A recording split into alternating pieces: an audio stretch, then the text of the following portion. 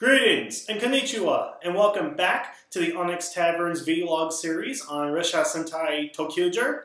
I apologize, guys, it has been a while, but you can't always put off travel plans. But nevertheless, I am back, and I am here to go ahead and talk about ToQger episode, or excuse me, ToQger Station 6, What Are We Looking For?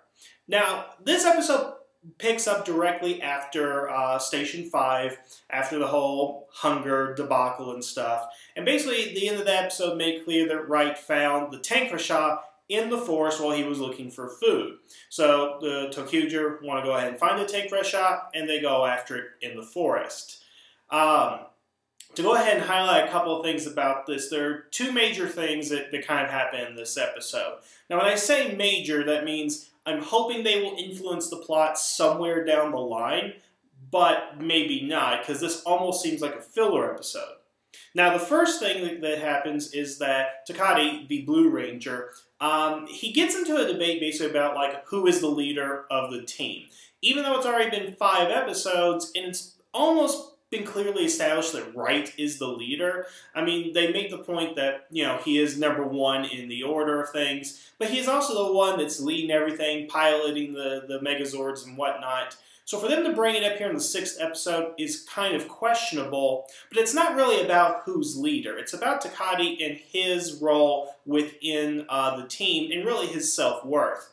That seems to be a reoccurring theme thus far. He seems to have an inferiority complex, and when he thinks about being the leader of the ToQger, he thinks, oh, I've always played second fiddle, now I have the chance to go ahead and be the leader. The only problem with that is he says, I've always been second fiddle. Again, if he has no memories of who he is or where he came from, then why would he have memories of being always second best? I don't particularly understand that. If he's referring to his role in the ToQger, again, it's been only 5 episodes, and you should have brought that up earlier.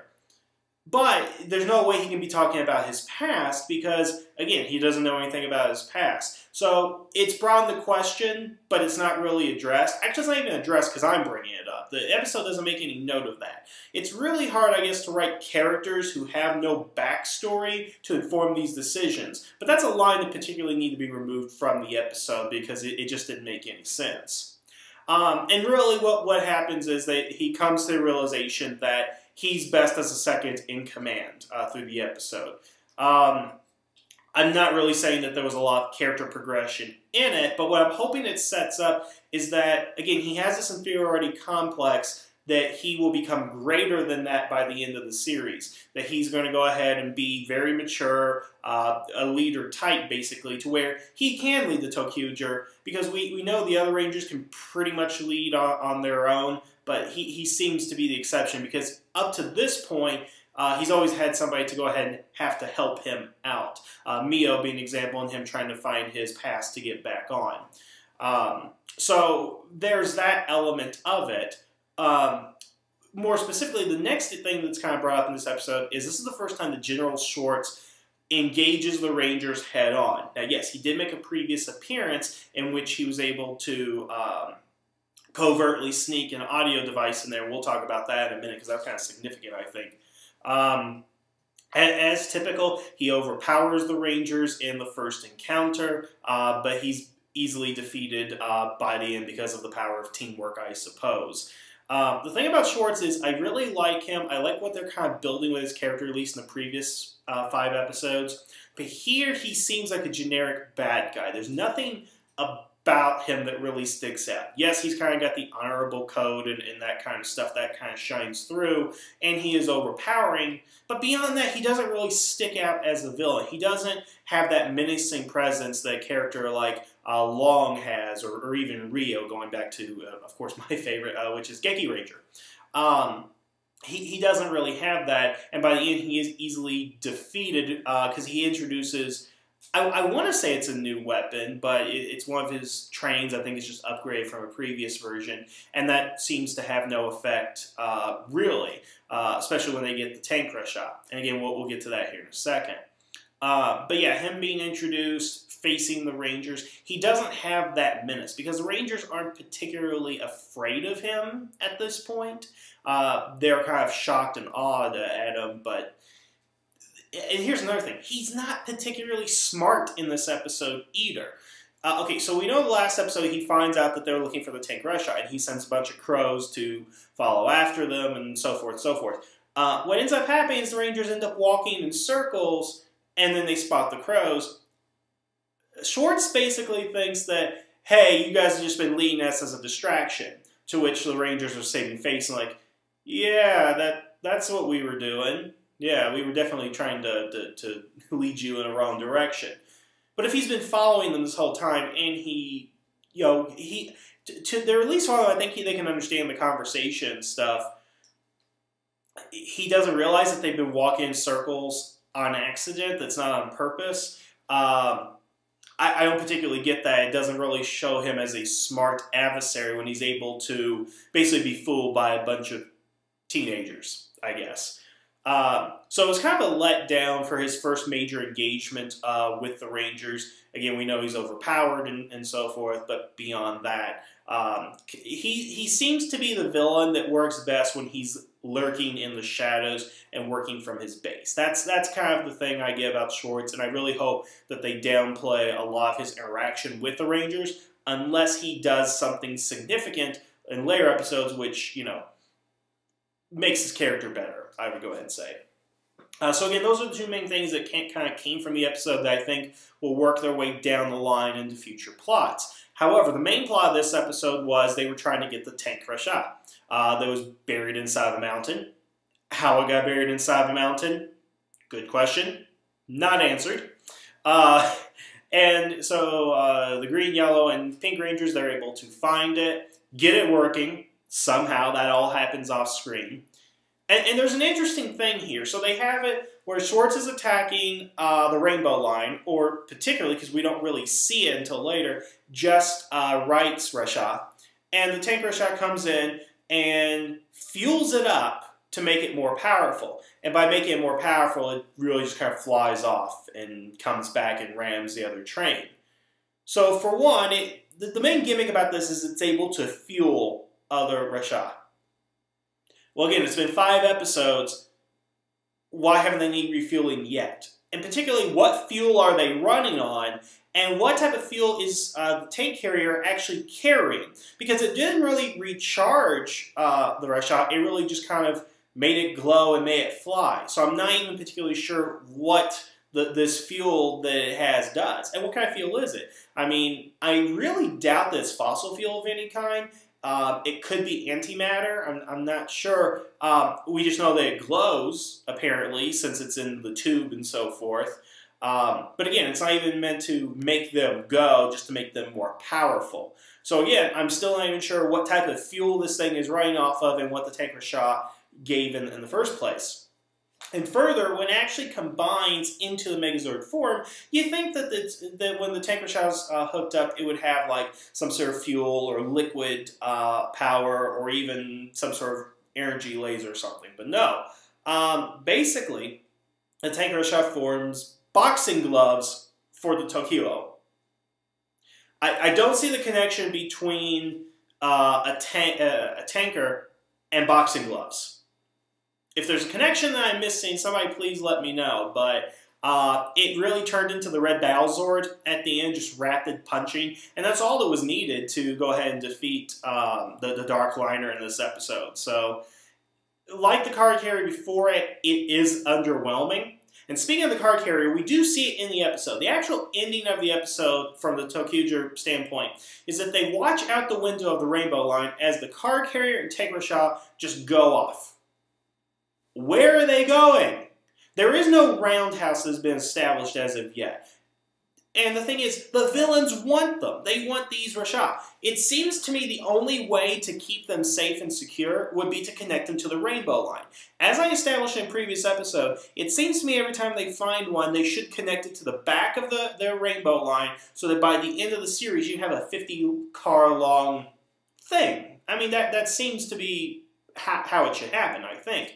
But no, the Ressha just go in different directions on the rail. Now, you can say that the rainbow line is intact, that, you know, the villain's not going to get because it's the rainbow line, and again, they're invisible to everybody but children. That doesn't necessarily mean that they're invisible to the Darkliners or any of our villains. That has not been established as of yet. Second of all, it's been established in this episode they run off a type of fuel, and the tanker is there to refuel them, even though that's not exactly what happened. So these two Ressha are going to go disappear off into nowhere without, again, any precautions. They're automated, so there's nobody aboard them. Why are they just not connected to the rainbow line? Exactly what are they supposed to be doing? That just seems to me to be very stupid, and that's something that can go ahead and hurt them later on as they come back. So, again, the Ressha are making less and less sense as we go along. I don't understand why these rules are in place and exactly why the writers have decided to go in this direction. That, yeah, they're going to be our weapons, but they're not actually going to be connected to our train. I don't know why the Rainbow Line is only consistent of 5 trains when we've already established the car, shield, and tank Ressha into the series.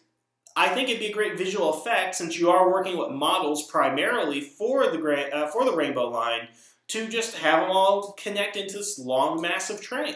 I mean, when was the last time you only saw a train with 5 cars? Not often, is it?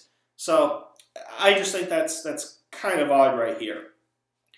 Something else that's actually established in this episode that I find interesting is that, so, of course, as we know, when they morph, the white line appears, and the voice says, please stand behind the white line. And up until this point, the crows have all kind of stood behind the line, just let the transformation happen.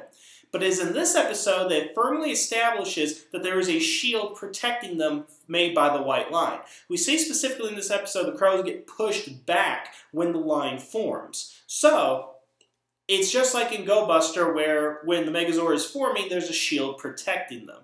And I swear, I wish that was invented like 30-some-odd years ago. Then we could avoid questions like, well, why do the monsters always let them form the Megazord and blah, blah, blah stuff. Well, this establishes it for morphing, and of course in Go Buster we established it for their Megazord. So I really like that that was finally added, again, 6 episodes in, because Raptor, had always pointed out that they were just nicely stepping behind the line because they were told to.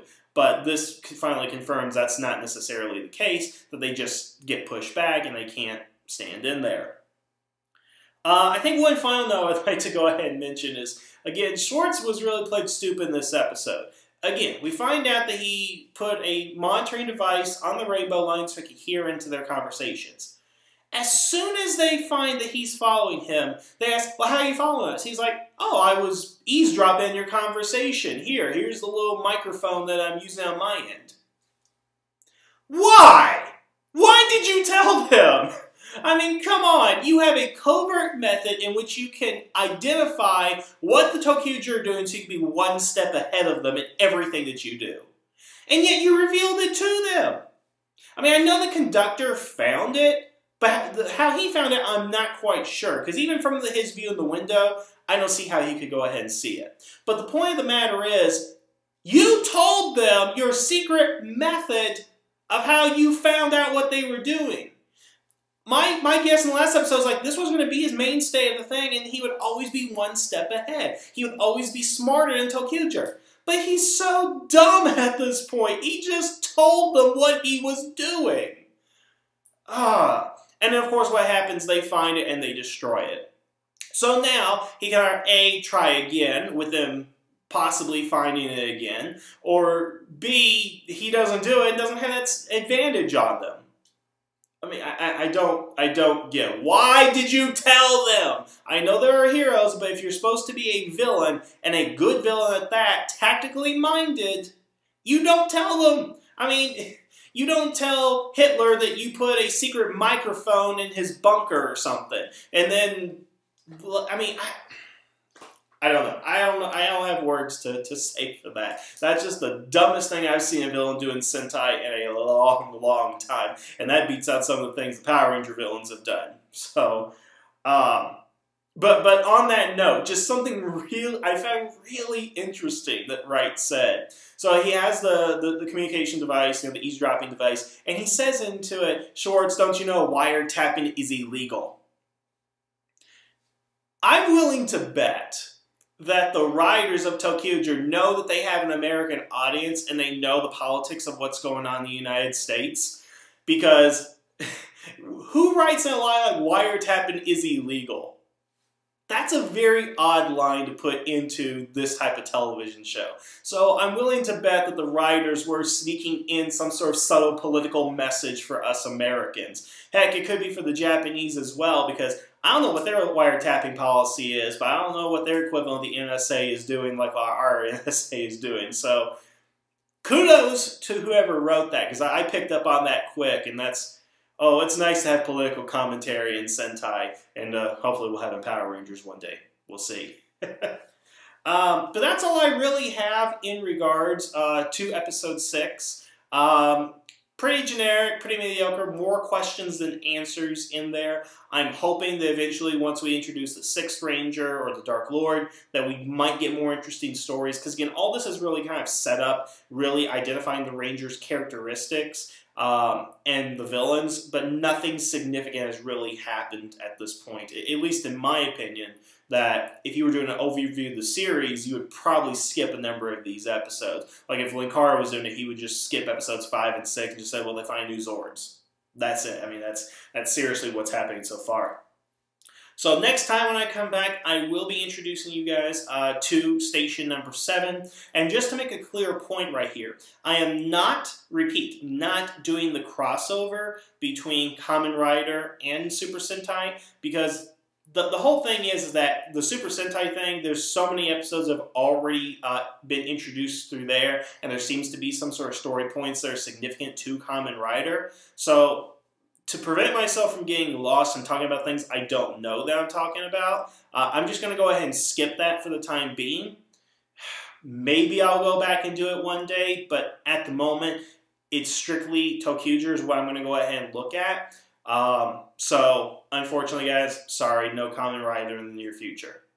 But, nevertheless, we will talk about episode Station 7 and keep going from there. And I promise we will get all these done, even if ToQger's been off the air for a couple of months. I will make sure we get caught up on these, because I'm really enjoying ToQger, and I really hope it gets better. So, but I want to thank you guys for joining me. Have a good evening, and the tavern is now closed.